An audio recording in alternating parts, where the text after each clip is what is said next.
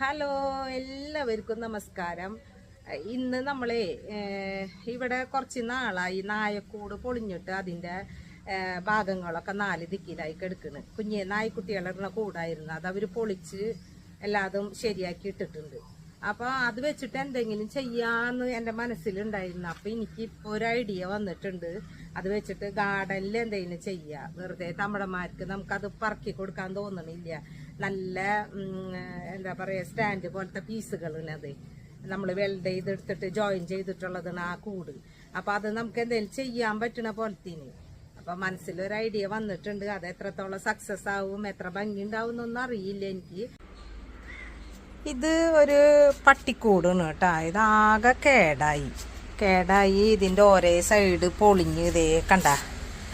ഇത് നോക്കിയേ, പീസുകളൊക്കെ വീണു.